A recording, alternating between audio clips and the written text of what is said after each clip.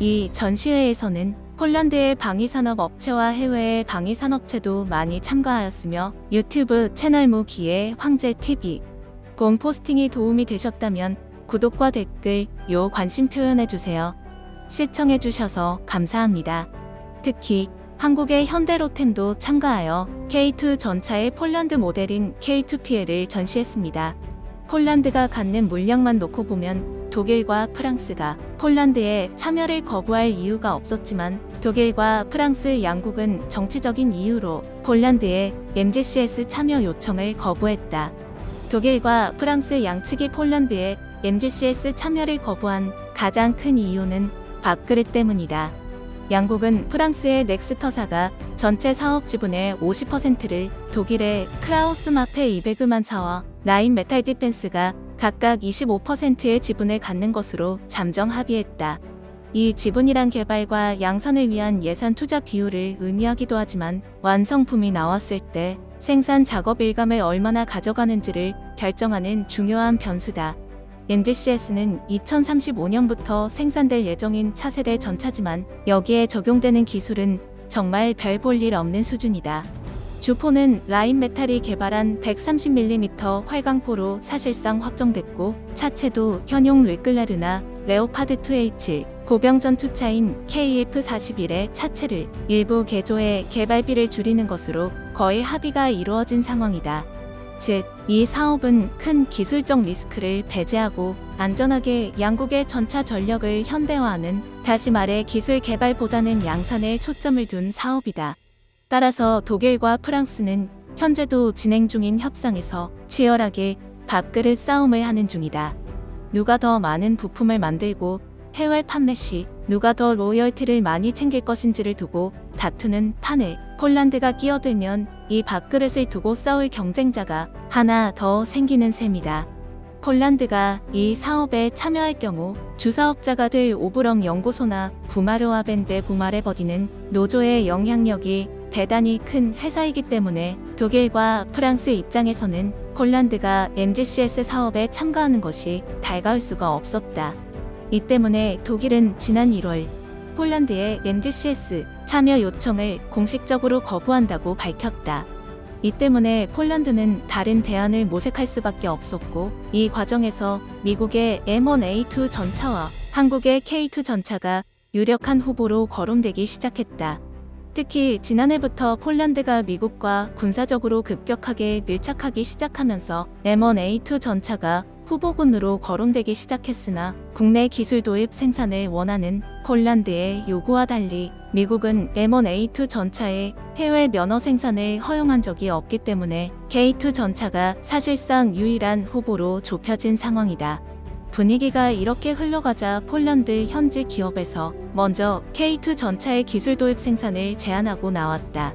폴란드의 선박 엔진과 철강 전문 업체인 HCGL 스키포즈난이 현대로템과 손잡고 K2 전차의 폴란드 육군형을 개발해 납품하겠다고 폴란드 정부에 제안한 것이다.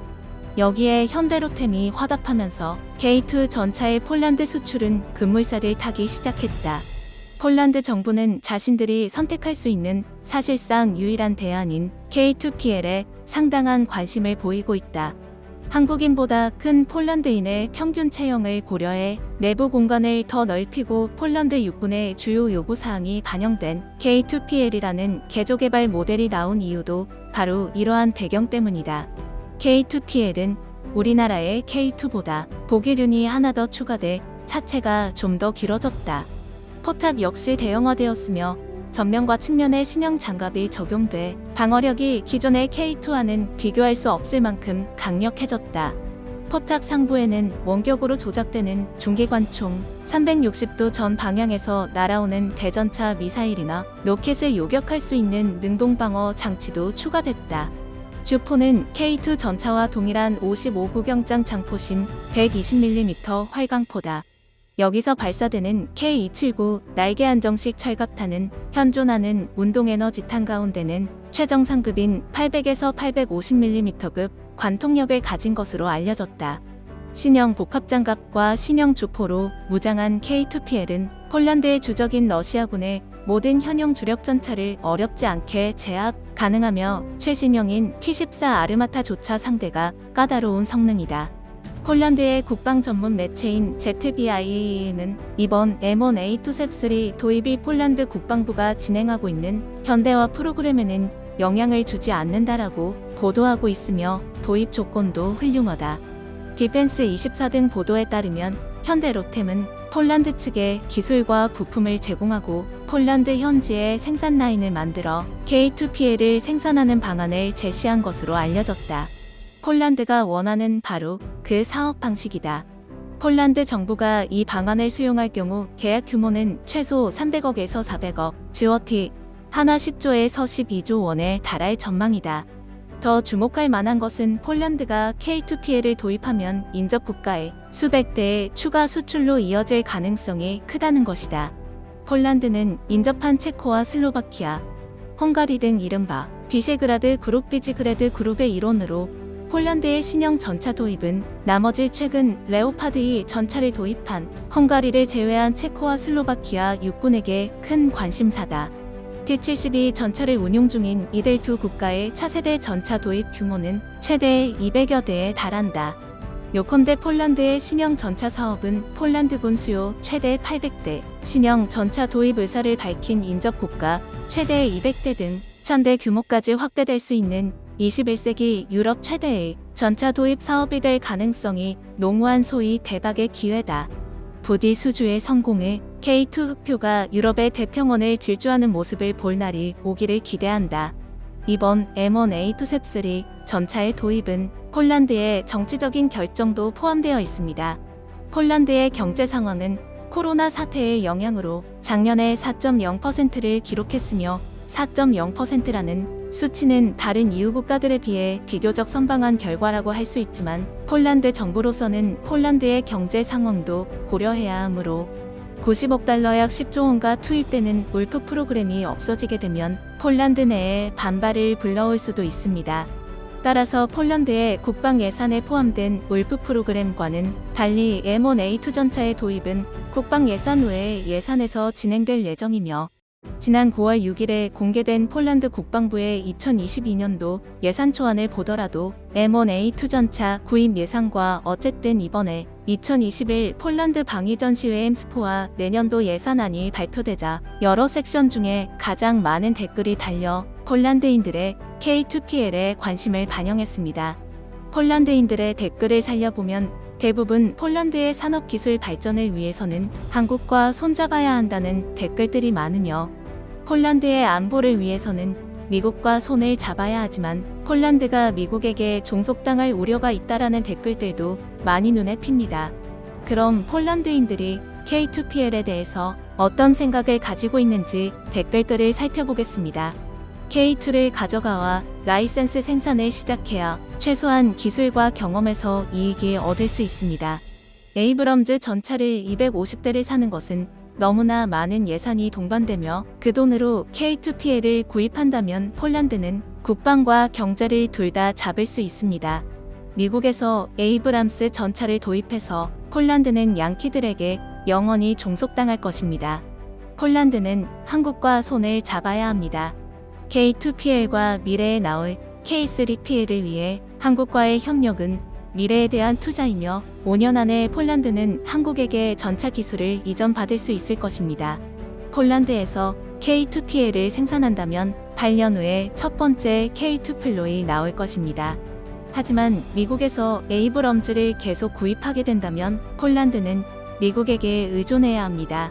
그렇게 된다면 폴란드인이 폴란드를 통치할 수가 없습니다.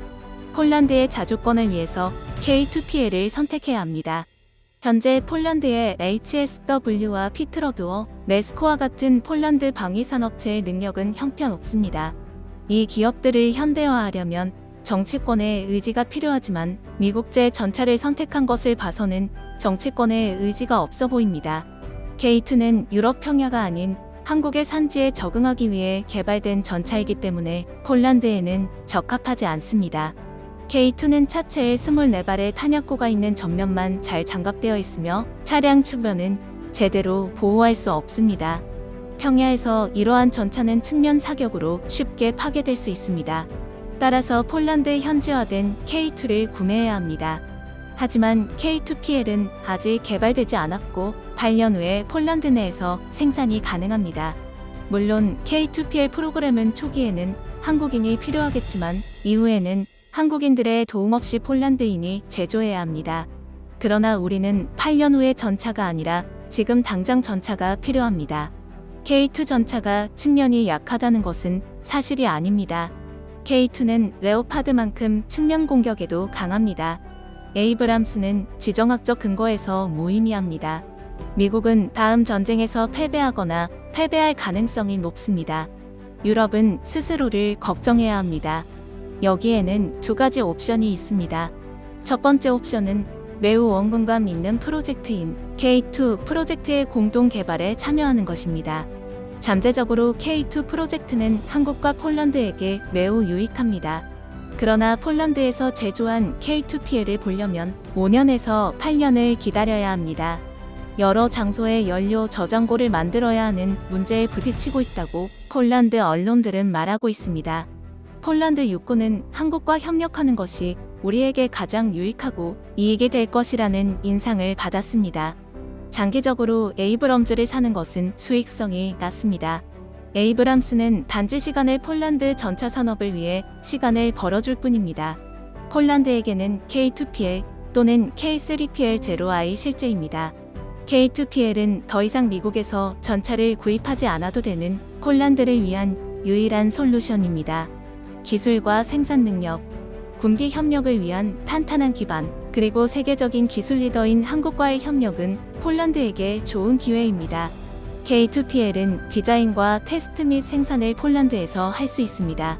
에이브럼즈는 현재를 위한